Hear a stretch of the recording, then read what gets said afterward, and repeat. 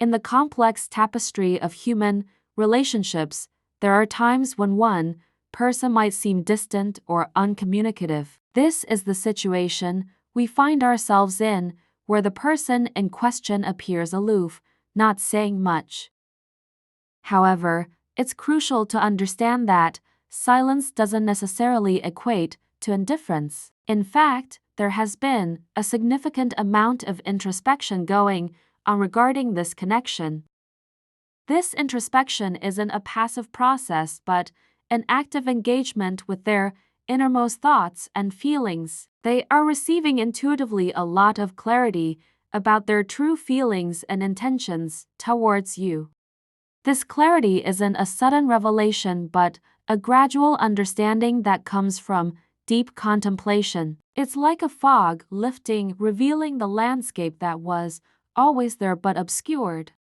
Many of you have been on the receiving end of their inconsistent behavior. This back and forth, this vacillation, has been exhausting. It's like being on a seesaw, up one moment and down the next, never quite sure where you stand. That's why you've decided to set healthy boundaries. These boundaries aren't walls to keep them out but guidelines to ensure mutual respect and understanding. Setting these boundaries has had an impact. It's making your person uncomfortable. They are used to a certain dynamic, and this change is unsettling for them. But it's also making them realize the value of direct communication. They are becoming desperate to send you some direct messages that would show that they are here for you, sorting out things behind the scenes. Your partner is sensing a shift in your focus. You are more focused on yourself than on them. This isn't a selfish act but a necessary step towards self-care.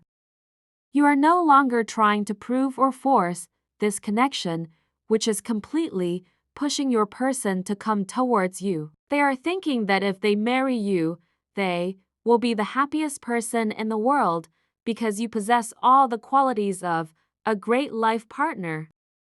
However, there's a fear that's holding them back. Your person fears that if they reach out to you at this moment, you both may have an argument. This fear stems from the past, from all the things they have done with you.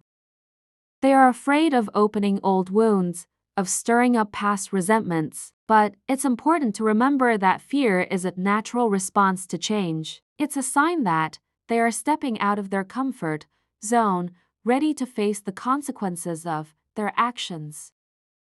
The dynamics of this relationship are changing. There's introspection, there's clarity, there's a setting of boundaries, and there's a shift in focus. All these elements are coming together, pushing and pulling, shaping and reshaping this connection. It's a journey of two people navigating the complexities of their feelings and intentions, striving to understand and be understood, to love and be loved. And in this journey, there's hope, the hope that they will overcome their fears, reach out, and together, you both will find a way forward. In this moment, I find myself grappling with a sense of disconnection. It feels as if I've lost access to you, as if an invisible barrier has been erected between us. You've become so reserved, so engrossed in your own world that it's as if I'm standing on the outside, looking in. This feeling is not just disconcerting, it's downright frustrating. I find myself questioning why you're not giving me the same importance and attention as before. Have I done something to upset you, or have you simply become too preoccupied with your own affairs? This sense of distance between us is not just disheartening, it's also deeply unsettling. I feel this overwhelming urge to bridge this gap, to rush in and wrap you in my arms. I want to look into your eyes, those windows to your soul, and assert that you are completely mine. I want to reassure you and myself that, despite this distance, you still belong to me. I know I could just pick up the phone and call you. It's a simple enough action, one that could easily bridge the distance between us. But honestly, I become so nervous whenever I think about hearing your voice or seeing you in front of me.